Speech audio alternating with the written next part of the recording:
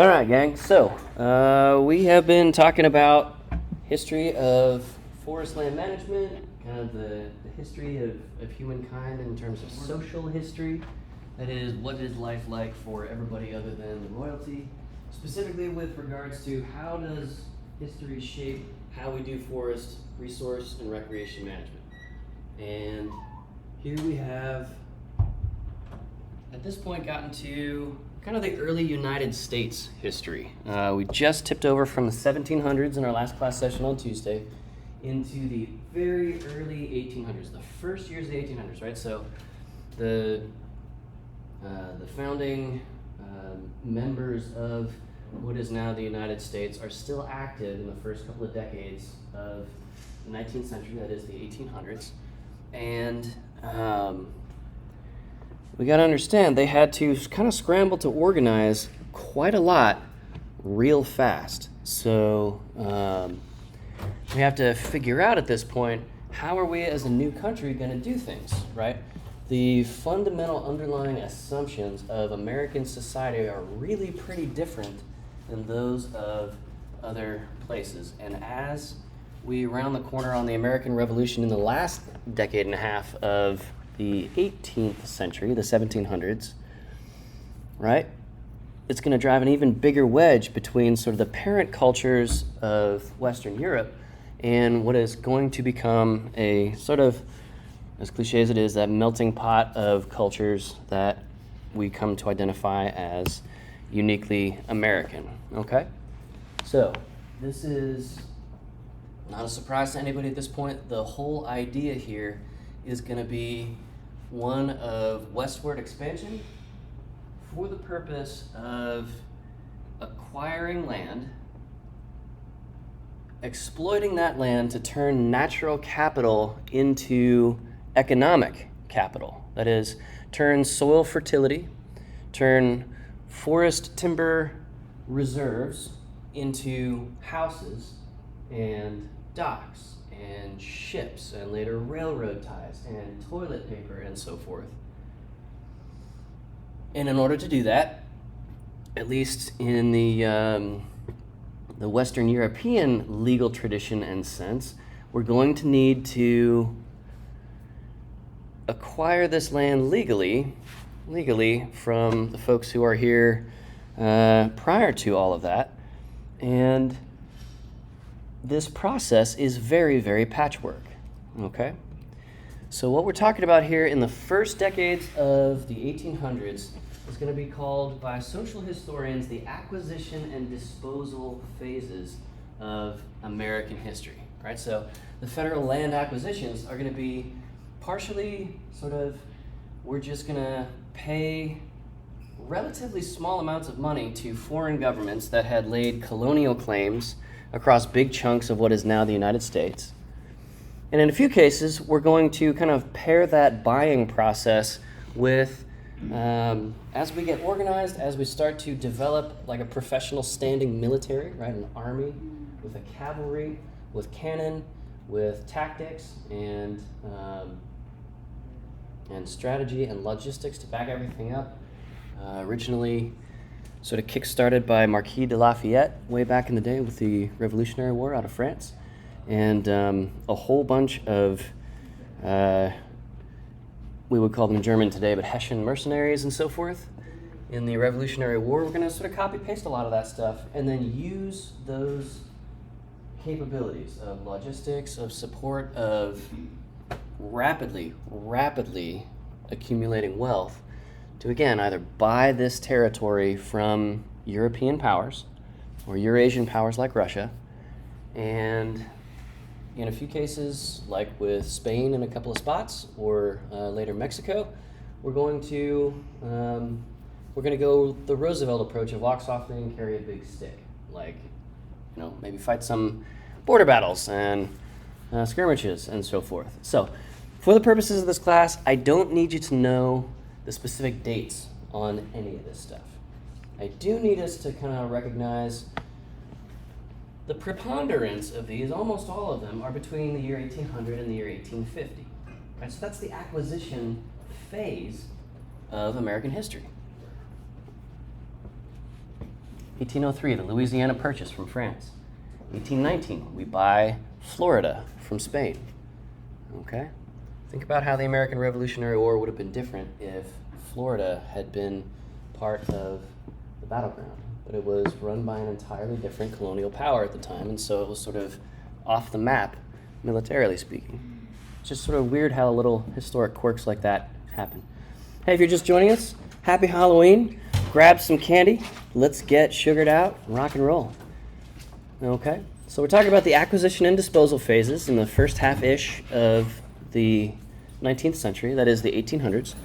And we have kind of a lot going on. There is just so much to do and to be done here. So this is another animated graphic of essentially those purchases, right? So starting in 1806 out to 1867 with the purchase of Alaska. GBO. Yeah. We have a whole bunch of change happening. So relative to the original land mass, so to speak, just the space that the original 13 colonies occupied and the diversity of resources that they represented, and the diversities, increasingly, of peoples represented in the original 13 colonies, to say nothing of the Native Americans who are getting pushed successively onto the gray sections of this map, more or less. We have a lot of change, right? So 50, 60, 70 years, by about 1850, this map is completely unrecognizable to the few people still alive in 1850 from when the Revolutionary War was fought 70 years before, or 65 years before. Okay? So this is a time of rapid upheaval and change and expansion and growth. And so the disposal part of the acquisition and disposal phase of this first half of the 1800s is going to be the government buys these huge chunks of land from colonizing powers, and then it's got to do something, right? We got to get from this first slot or this first frame of this animation. That's the acquisition phase, if you want to think of it that way, and then filling in that map with a whole bunch of different colonies and so forth, territories, and eventually states. That's the disposal part. The disposal is not disposing of it from the country, but disposing it to settlers, right? So in the Arkansas Territory and in southern Missouri, we have the Ozark region, and typically a lot of these waves of settlement are happening by and being largely driven by groups of immigrants who are arriving to the country just prior to that time. So the American government, the federal government, buys all these territories or the space from the colonizing powers, and then essentially almost just gives it away, right? So in order to get land in the upcoming Oklahoma Territory, at that point called the Indian Territory or Unorganized Territory, you had people lining up on the Arkansas state line, and some of them kind of jumping the gun before that territory was officially open for settlement, and we call those people Sooners. They went too soon across the line into this new territory. And the idea is if you go to a place and you start farming it, you start ranching it, you start cutting it over for timber and extracting those resources and then floating those resources down to New Orleans so the raw lumber can get shipped out and sent to anywhere on the eastern seaboard to keep building out cities like Boston and New York City. You can kind of have that land for free, right? So they essentially just squatted on the land until they got it. Yes, it's adjacent to squatting. So squatting is just occupying a space without paying for it, without having legal title to it, and in some places and in some ways, squatters' rights are that you eventually take possession of that land. This is adjacent to that, where the federal government was saying, we'll give you this, you can have it on day one, and if you keep it and you farm it for a year or 5 years, whatever it was, the details varied for each of these territories, but it was basically the same thing. Or you pay us like 10 cents an acre, right?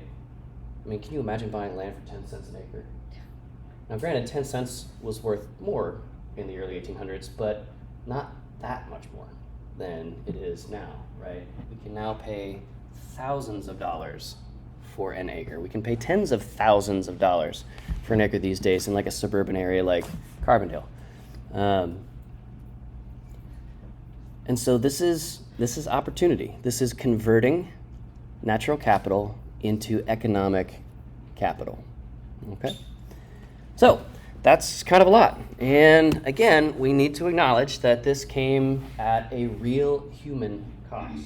So there's been a lot of ink and blood spilled on this topic. We're not going to dwell too much on it, but we don't want to sort of paper that over. All right, so this brings us to the middle of the 1800s. And I used to have an image of Abraham Lincoln actually dual wielding like akimbo, I don't know, M5s, MP5s or whatever. But anyway, this was all I could find. And part of the deal that humans had made with themselves was to run this expansion westward, empowering it with enslaved people, like we've talked about with some of our earlier or ancient cultures. But here, the enslavement is in kind of a different premise than, of course, in ancient Greece, ancient Rome, places like that. This is compulsory, it is for life, and based on racial and background and ethnic lines, and gender lines at this point, not a lot of people can be the owners.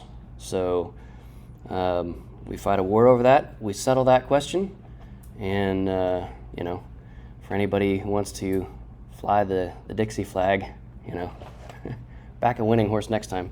Anyway, tipping over into the second half of the 1800s, now that we have a lot of these open places sort of at least parceled out into territories, and they're fast becoming states one by one, especially following the Civil War, where we're not sort of a house divided against itself and internally fighting. The development speed picks up at this point. The settlement picks up a lot at this point. Now, there's still just crazy huge amounts of land to be settled. How many of you guys and gals and non-binary pals have traveled through the American West? Just like driven out west, right? This is the land of the open range, where you can just look in a direction in Flint Hills in Kansas and just walk for days or weeks, or potentially, if you were well supplied, months, right? So there's still a lot of development to be done, but the pace is picking up rapidly. And remember, we talked on Tuesday about how in the 1700s, 100 years ago, we started with this whole Industrial Revolution thing. And the Industrial Revolution and the Scientific Revolution together are going to combine to speed up this process extremely rapidly. So we have the Wild West. We have the open range. But it's not going to stay that way forever. Okay? In order to sort of power this rapid expansion and development and depopulation of species and so forth for food gathering purposes, the federal government makes a wise decision for them at the time and says, we are land poor, but we are land rich, but we are infrastructure poor. Let's give away a whole bunch of land in these territories, not just to individual people, but also to railroad companies. And so we'll have these big strips. If this is the continental United States, not to scale, There's Texas. All right. And we've got these big population centers, mostly on the East Coast, but a few small ones on the West Coast, all growing rapidly. Let's give strips of land to different railroad companies, and they can help connect everything together. Because it doesn't matter if you're raising a bunch of beef down in Oklahoma, or running the cattle drive down to Texas, big slaughterhouses in Amarillo, stuff like that. Remember, we don't have refrigeration yet. We can kind of sort of low grade preserve some meats with things like salting, but we don't have technologies like canning yet, or freeze drying, or disodium ethylene diamine tetraacetate, ETA, the fancy ingredient you see on the back of your ingredient label that, you know, keeps food shelf stable and safe to eat for weeks or months. With Tetra Paks, you can have liquids like soups or your soy milk shelf stable and safe to drink for years, right? They don't have any of that. So they have to get all of this produce, all of these board feet of timber and so forth out to the places where we can make use of those industrially and economically. And so the federal government gives away a bunch of land to a bunch of connected strips of land to these different railroad companies. And, you know, the railroad companies, for them, this is a good deal. They can't afford to, it's a chicken and egg problem, right? You can't make a bunch of money with a rail system until you put out a bunch of track. And you can't afford to put out a bunch of track until you've made a bunch of money with your rail system. So the federal government subsidizes this land transfer, and we get, eventually, the two coasts connected. And we don't have to rely on individual, we would call it today over-the-road trucking efforts. Back then it was stuff like the Pony Express, right? A single carriage filled with valuables and mail and legal documents, taken by teams rotating out with fresh horses and ponies and so forth to get things across the country without having to go, because we don't have a Panama Canal yet either, without having to sail all the way down below, all the way down to Antarctica, down below the tip of South America, to get things by boat from one end to the other. At this time, we are also trying to find a Northwest Passage. We are still trying to find a Northwest Passage, which has been an effort from French explorers for like 200-300 years by this point. Trying to figure out a water path from like New York City out to the West Coast. Turns out that doesn't actually exist, but they didn't know that back then. All right? So folks like George Washington himself was involved with efforts to essentially manufacture a Northwest water passage, one of the primary efforts of which was to get lumber and gold back and forth across the Appalachian mountain range between DC, which is here in Eastern Virginia, on the border with Maryland. The Appalachians are here, Central and Western Virginia. If we can get gold and timber and everything else back and forth between those, and we can float it on water back and forth, we're gonna need one hell of a system of locks, dams, and canals to do that. We can run things up and down rivers, but it doesn't quite work because they're using late 1700s era technology to try and conquer things like the Potomac River, and it's just a great idea and a terrible execution. It's just too hard for them given that level of technology at that time. Okay, so from there, back up one. In 1853, New York City is so big to the point that a big chunk of that space has to be set aside as Central Park. And this is a big deal.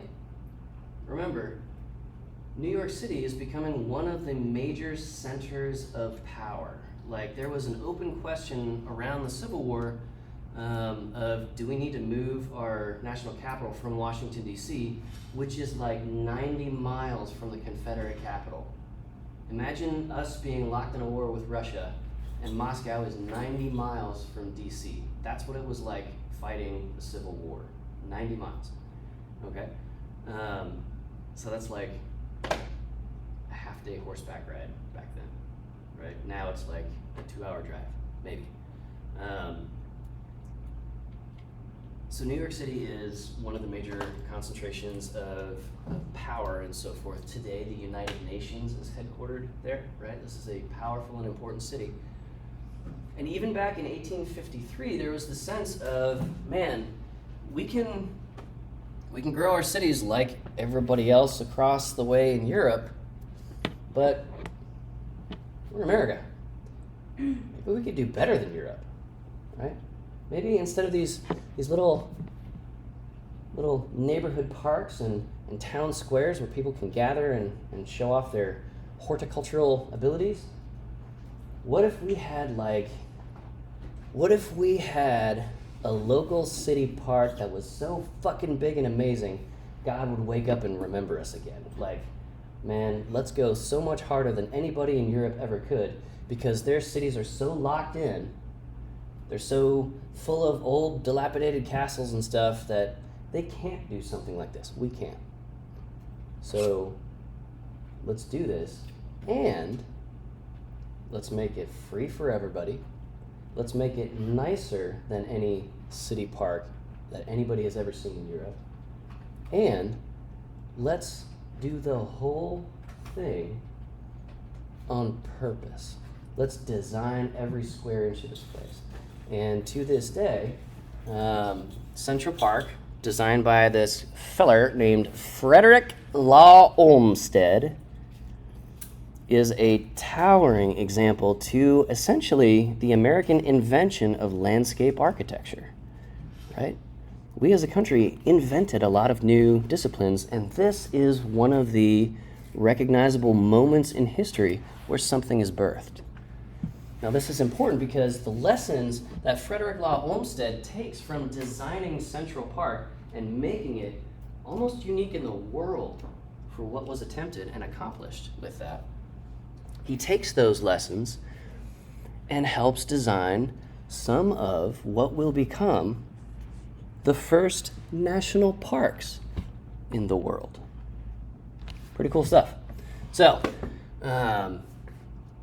we have, alongside the sort of giving away of a lot of this land to settlers and so forth, from the beginning, in the 1850s and 60s, think like Lewis and Clark expedition, right? So going across the wild, wild west, the open range, trying to just map out what do we have on sort of a wiggly line transect between St. Louis, about here on our scale map.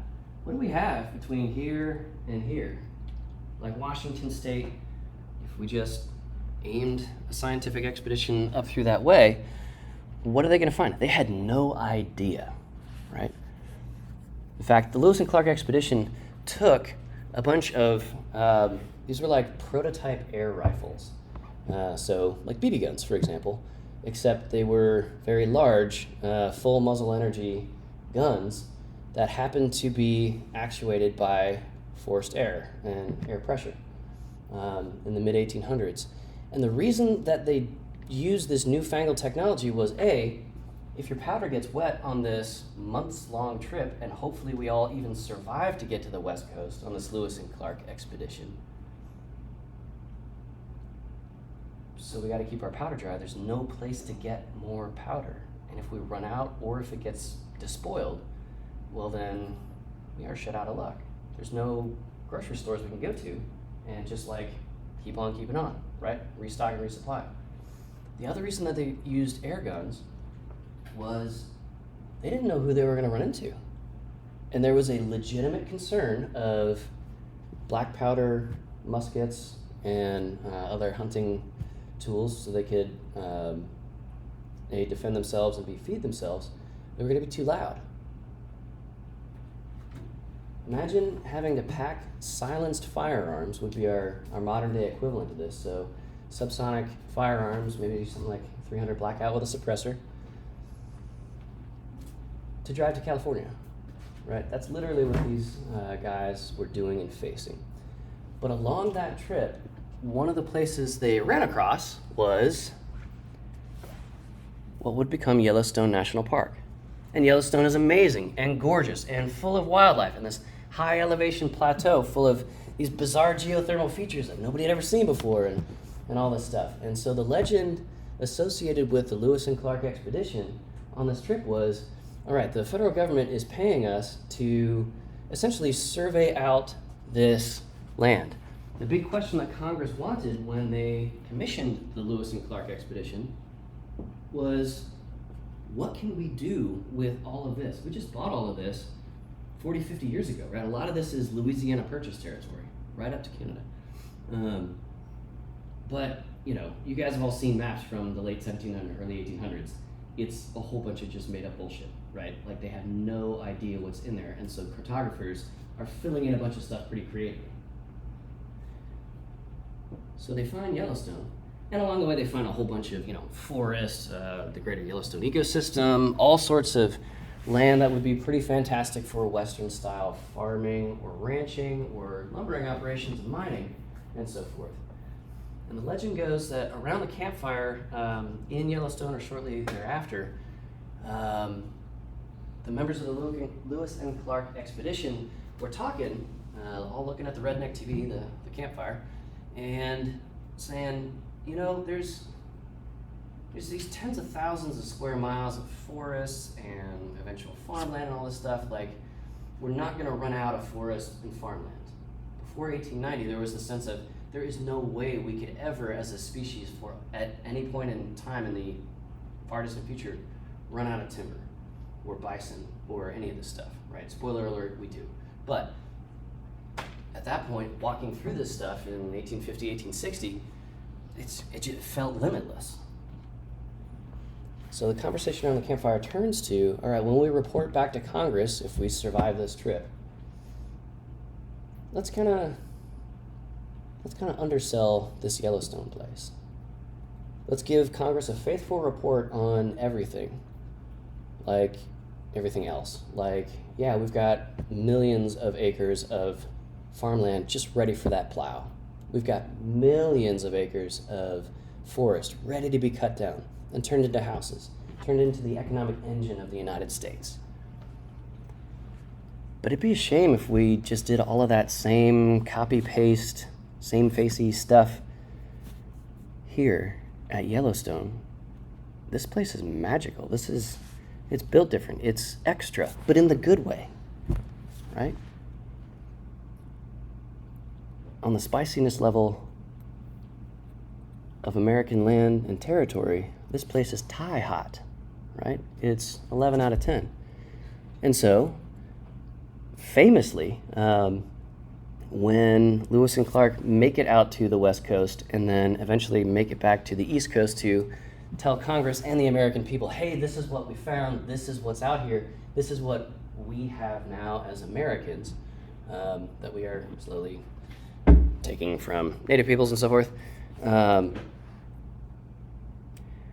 We ran across this one area that, honestly, the whole trip was incredible, but this is one area that just kind of sucked. It was worthless. They used specifically the term worthless lands to refer to Yellowstone so that Congress wouldn't turn it into another strip mine or another bunch of farm fields and so forth. And they kind of lied to the American people, but for the American people's benefit. It wasn't so that like the members of the Lewis and Clark expedition could get that land valued low and then buy it themselves and so forth. They were like, let's protect this from us, from our manifest destiny or our sense of let's turn everything into railroads and farms and fields. And so if that legend is true, and the citations for that tall tale go way back, we have a bunch of liars and storytellers on the Lewis and Clark expedition to thank for what Congress will soon designate, shortly after that expedition, in 1872 as the first national park. Okay. So again, you don't need to remember specific dates for the purposes of this class, but I do want you to remember this, 1872, is before, the number is smaller than the year that we have the creation of the United States National Park Service, 1916. So, for those of you who hate doing math but you have a cell phone, subtract 1872 from 1916. How long did we have national parks? Because Congress starts making other national parks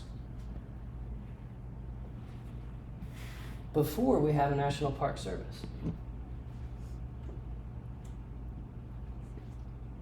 Anybody tell me? How many years passed? 44. Over 4 decades passed. Let that sink in for a sec. This would be like if Congress said, all right, everybody, cars have been invented. You can now drive. And we'll build you a road system by the time you're middle-aged. We'll roll out like new driver training and stuff like that 44 years from now. Have fun driving. Okay. So, the story of the earliest national parks in the United States was absolutely a ready, fire, aim, fustercluck, right? We created the thing, and then we took almost a half century to figure out we have a thing. What do you want to do with it? Imagine if you got married to somebody, and then 44 years into that marriage, you were like, let's go to marriage counseling and figure out how to be married. It's that kind of energy, as the youth would say. Okay? So, in 1872, we get Yellowstone National Park out of this process. And the government is real slow on a lot of things, is kind of reacting more than planning at this point. But one thing they do get right is as they are parceling out these huge swaths of land to the railroad companies, is they say, hey, railroad company, we have this new national park, so Yellowstone would be like here on the national parks, not to go, here on the map. You can only have all of this land for free if you also build a spur line to this national park. We don't have roads here. We don't have the Eisenhower interstate system for another century at least. So we have a national park on a map, and we have no idea how to get people there. We don't have any staff there because Congress creates that national park. There's no National Park Service to staff all the rangers, right? We still have to invent that as a people. So the first winter, 1872 into 1873, Congress in its wisdom hires one guy. He's what we would call today a conservation officer. It's a bro named Harry Yount. And Harry Yount's beard is exactly how it should look with the last name of Yount. All right? He is the one guy in charge of Yellowstone National Park. And he is hired, commissioned to be its game warden. And so, Yellowstone, as I said, is a high elevation plateau, which means that its winters are very, very cold and long. In fact, about 10 years ago, I wanted to take summer camp out to Yellowstone, back when we were doing longer distance trips, and had the whole trip all planned out with all our reservations and everything. And on the first day of summer camp, I got a call from one of the rangers in charge of managing the campground we had our reservation at Yellowstone for. And he said, "Hi, Mr. Park. I have some good news and some bad news. The good news is we just had a snowstorm here. It's mid-May. Okay, we just had a snowstorm here, and it's really, really beautiful. We have 6-foot snow drifts, and everything is shut down. All of the roads are completely inaccessible, even to professional staff. We'll be using snow machines to get around for emergency purposes only. So you need to reroute your trip." And we did, and that's fine. But the bad news was, for us, there are 6-foot snow drifts, and everything is shut down. Like, the park is still in hibernation mode from the winter into about the middle of June that year, right? And yes, climate destabilization is a thing, but that wasn't at all weird for Yellowstone to have 6-foot snowdrifts into early June. That's just the way it goes up there, right? So Harry Yount is one guy. There are no buildings, there are no roads, and his job is to stop poachers in Yellowstone because this is now a national park and it would be wrong for anybody to poach resources, wildlife, out of this new national park that is a matter of weeks old at this point. So Harry Yount makes it through the winter, and he writes a very carefully worded letter back to Congress the following spring saying, and I'm gonna translate from 1873 vintage English to modern day. Dear Congress, this is fucking bullshit. You can take this job and shove it you know where. And he fucked off into history, and that was the end of the first year of Yellowstone National Park. Imagine one person, self-supported, it's you and your gun and your horse, and you gotta patrol something the size of Yellowstone? Y'all, do you know what kind of animals live in Yellowstone? Very hungry bears. Now, most of the bears are hibernating through that long, cold winter. But all this story does is kind of illustrate this sense of we as a country know that we're sitting on a diamond mine.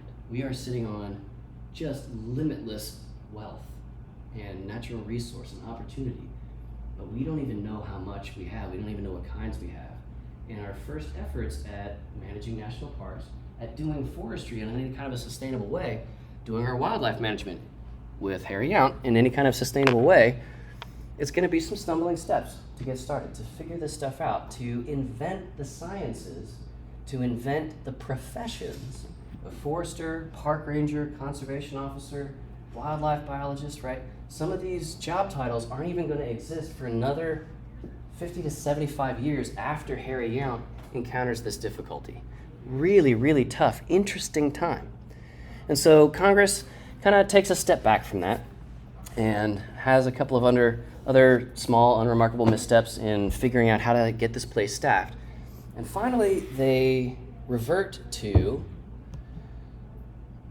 detaching a unit of the United States Cavalry. Now, this is significant because the fact of our government choosing to use a military unit, a relatively elite military unit, right? So to be a cavalry officer, you have to be not just a jack of all trades, you have to be a master of many trades. To be able to do capable war fighting, self-supported against, at that time, a lot of Native Americans, a lot of Spanish and later Mexican forces, after Mexican independence and so forth. And so you have to be able to be a road engineer, and a medic, and a surveyor, and somebody who is pretty comfortable felling trees to make bridges, and temporary field command sites, and so on and so forth, right? You gotta learn how to do all of the things, and be a warfighter on top of all of that.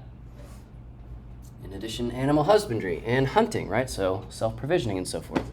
So all of these things are tied together, brought together, gathered with excellence in the United States Cavalry. And so the United States Cavalry is not trained to be park rangers, but park rangers, even to this day, are trained to emulate, to be a lot like, to have a lot of the same skill sets and even mindsets as the United States Cavalry in that time. So this was actually an early win. We posted a W, as the youth would say these days. Okay? So the American people are very, very, very cautious about using military forces inside the border of the United States, because that's what the British did. And we didn't want to be like them. And to this day, there is a clear and total separation between the responsibilities of police forces to domestically serve and protect, at least on paper, versus warfighting taken on by the United States military and national security taken on by agencies like the NSA. The NSA is not allowed to operate inside of the border of the United States. The Federal Bureau of Investigation does that. There's a clear separation of what's appropriate. We don't use military weapons against Americans in America. We don't do it, right? So this is remarkable in our history, okay? Not that the U.S. cavalry was, hunting down visitors in Yellowstone and shooting at them, of course.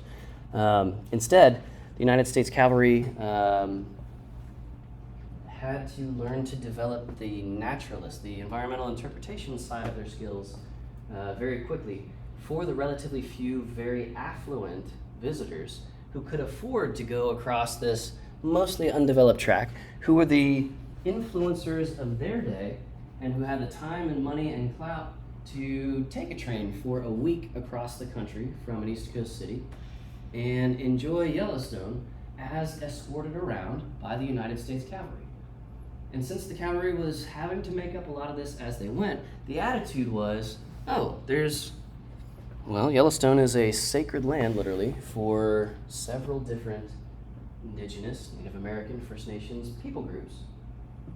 They've been here for a long time, and so there are a lot of cultural traces, archaeological remains of these folks.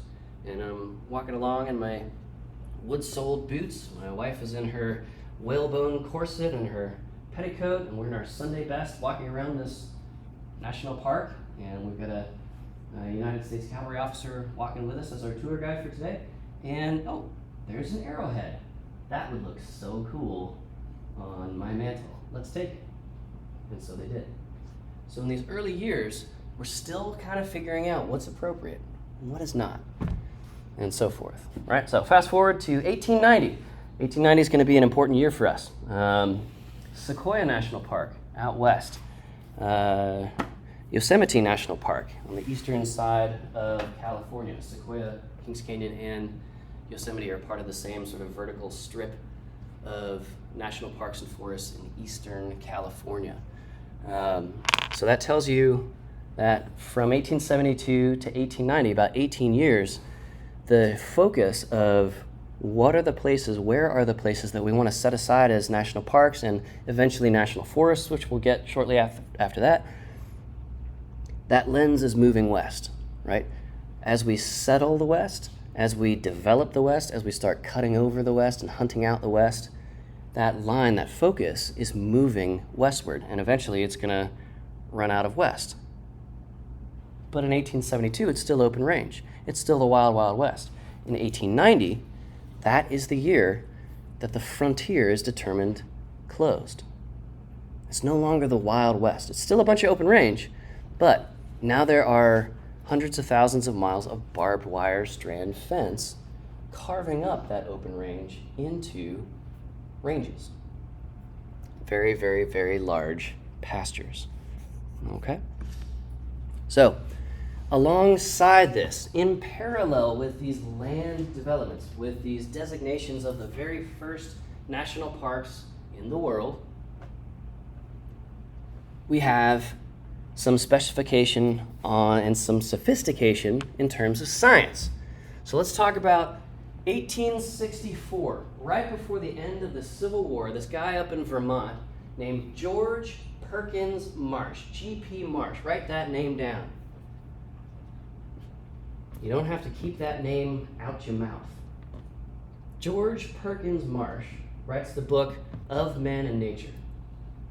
George Perkins Marsh lived outside of a small town in Vermont, which is a fairly mountainous, little vertically oriented state. And he lived right by a pair of steep-walled coves.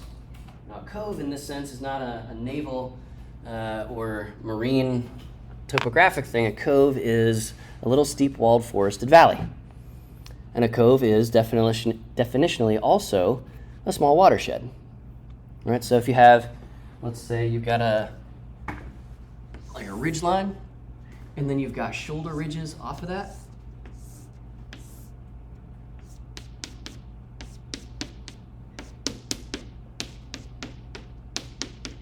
each one of these coves is a little watershed.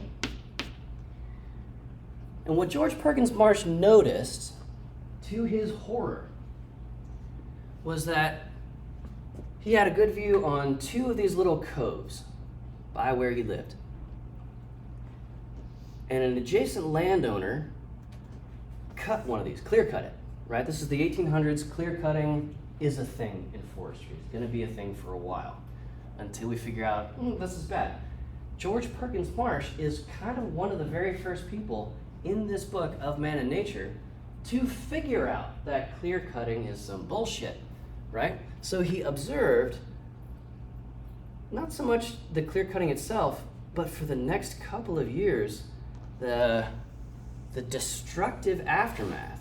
Not just, oh my gosh, this person didn't come back and replant, and it's gonna be a couple of lifetimes with life expectancy at that point until this ever gets back to the cove right next to it, which is untouched, it's fine, and so forth.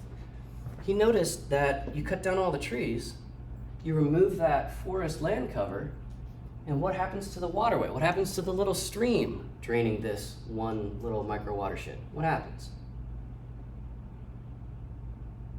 Cut over the trees, remove all the ground cover. What happens to the stream involved? All the water flows into it. Water You get yield increases. much higher peak water flows because the water isn't infiltrating. It's not slowed down anymore by that tree and land cover. You get all the sediment, which is now no longer armored and protected by the presence of trees and forest forbs. So not just the trees are gone, but now the topsoil's gone. Now all of the living things in that stream are gone. Now all of the drinking water is gone. You can't drink this water anymore. So it's a total loss of everything.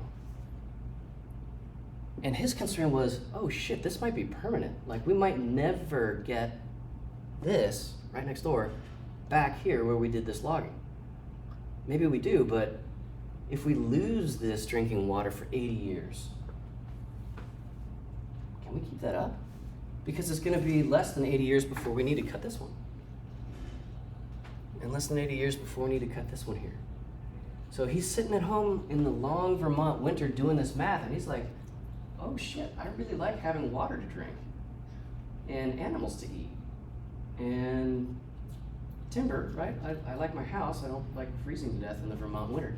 But he writes of Man and Nature, and it's this clear warning shot of, hey, our industrial demand and our industrial capacity to satisfy that demand is now outstripping the natural supply, the natural dynamics ability to give us and satisfy that demand. This flies in the face of theology at the time. It flies in the face of economics at the time, which was basically the 1860s equivalent of drill, baby, drill. Go as hard as you can. Okay? And the crucial thing here is that the message of Man and Nature got legs. It got out there. It got into the zeitgeist, the spirit of the times, people's heads, living there rent-free, as we would say today. Because right around the time of this happening in Vermont, the same thing was happening across Lake Champlain, just to the west in upstate New York, around the Adirondacks. The entire state was getting logged like that. And so all of a sudden, all of those millions, we're starting to get up towards millions of people in New York City, just downriver from upstate New York.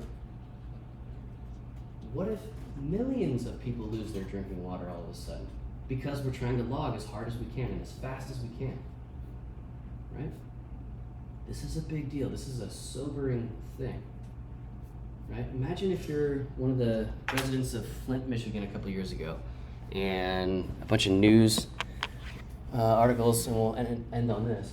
A bunch of news announcements and like EPA announcements and stuff say, oh, all the water in Flint, Michigan is tainted with lead from your really old lead pipes, and everybody needs to not drink any of this water. You can't do that overnight, right? Now, these days, we just truck in a whole bunch of bottled water.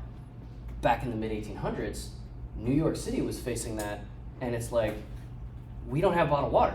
Like, we drink from this river, and this river is not drinkable. It's not potable water anymore.